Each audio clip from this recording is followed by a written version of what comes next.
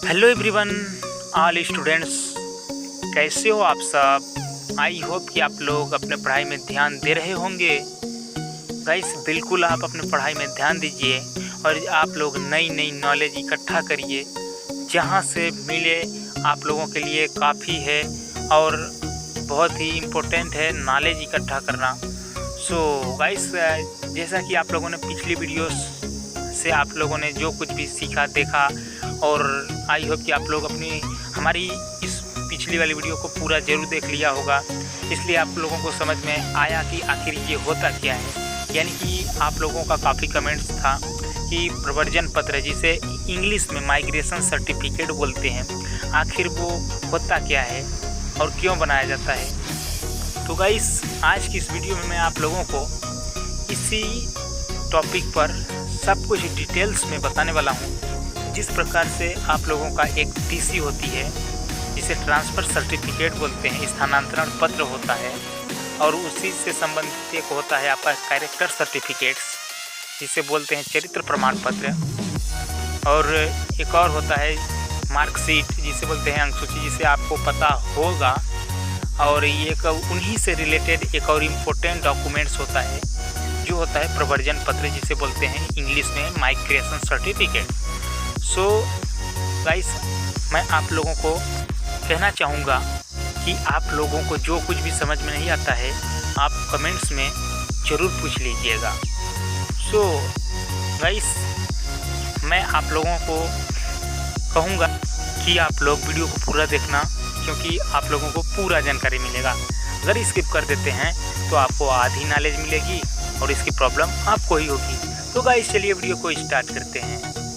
तो गाइस, सबसे पहले आपका सवाल आता है कि माइग्रेशन सर्टिफिकेट, जिसे हिंदी में प्रवर्जन पत्र बोला जाता है। गाइस, इसमें आपको बिल्कुल भी डाउट्स नहीं होने हैं, क्योंकि ये कोई डाउट्स वाला सवाल ही नहीं है। दोनों सेम होता है, जिसे इंग्लिश में माइग्रेशन सर्टिफिकेट और हिंदी में प्रवर्जन पत्र बोला जाता है। तो आपका ये क्या होता है, एक आप जैसे आप किसी स्कूल में या किसी यूनिवर्सिटी कॉलेज में आप कहीं पढ़ते हैं और आपकी पढ़ाई समाप्त होने के बाद जैसे आप वहाँ से पास आउट हो जाते हैं, मान लीजिए जैसे ही आप स्कूल में ही पढ़ते हैं, जहाँ आप स्कूल में 10th क्लास के बाद 11th आता है और 11th क्लास के बाद 12th क्लास आता है।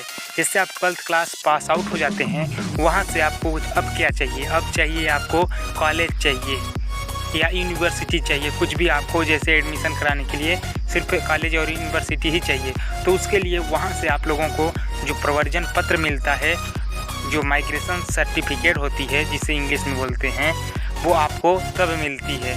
गाइस, काफ़ी 10th क्लास के स्टूडेंट्स थे, उनको शायद इसके बारे में पता नहीं था, तो काफ़ी स्टूडेंट्स का ये सवाल था।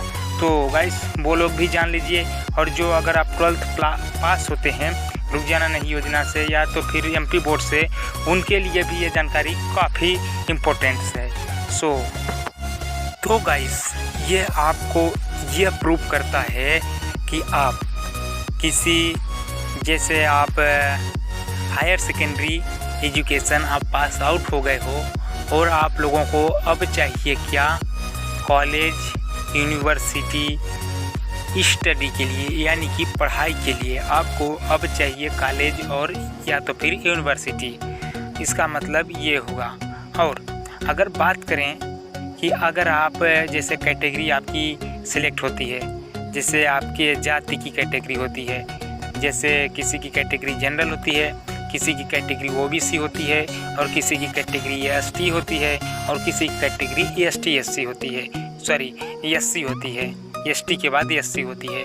तो इसमें चांसेस उन स्टूडेंट्स को होता है, जब सरकार इसमें कोई बदलाव करती है तो उनको, जैसा कि आप सुने होंगे और जानते होंगे कि स्कॉलरशिप के नाम पर जो स्टूडेंट्स पढ़ाई करते हैं, उनको इसके थ्रू स्कॉलरशिप भी जो मिलती है, इनको चांसेस 100% इसी के वजह से होता है। जैसे अगर आप जनरल कैटेगरी के हो सकते हैं तो चांसेस इसमें अभी कम है, क्योंकि गवर्नमेंट ने काफ़ी कुछ बदलाव कर दी हैं। तो 3 कैटेगरी OBC, ST और SC के लिए तो काफ़ी इम्पोर्टेंट है। गाइस, आप लोगों को एक बात और ध्यान में होना चाहिए कि अगर आप रुक जाना नहीं से अगर पास होते हैं, चाहे आप क्लास 10th के स्टूडेंट्स हों या क्लास 12th के हों, तो आप लोगों को इस बात को हमेशा याद रखना चाहिए कि आप लोगों को सिर्फ नेट पर यानी कि इंटरनेट से ही आपको माइग्रेशन सर्टिफिकेट मिलेगी।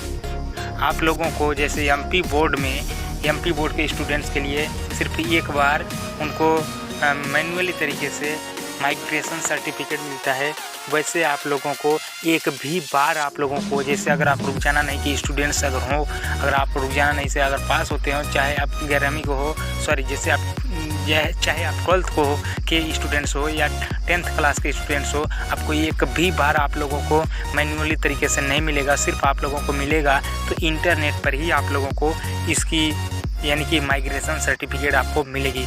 तो आप लोगों को एक भी बार नहीं मिलता है, आप लोगों को सिर्फ इंटरनेट पर जो रुक जाना नहीं योजना की एक ऑफिशियल वेबसाइट होती है MPSOS करके, इसी वेबसाइट पर आप लोग यहाँ पर जा कर के पा सकते हैं। अगर गाइस आप लोगों को बता दूं कि अगर MP बोर्ड से भी जो स्टूडेंट्स पास होता है ना, उसको सिर्फ एक ही बार मैन्युअली तरीके से माइग्रेशन सर्टिफिकेट मिलता है। तो गाइस उनके लिए तो ज़्यादा ये प्रॉब्लम होती है कि दोबारा अगर वो चाहें अगर माइग्रेशन सर्टिफिकेट पाना तो उनके लिए काफ़ी मेहनत करना पड़ता है।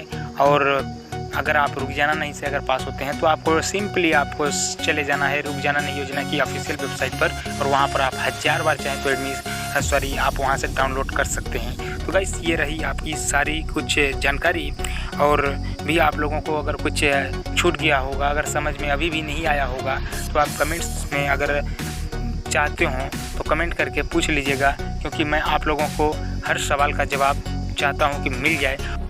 तो गाइस आज की इस वीडियो को यहीं पर समाप्त करते हैं और मिलते हैं एक और नई वीडियो में। तब तक के लिए बाय बाय।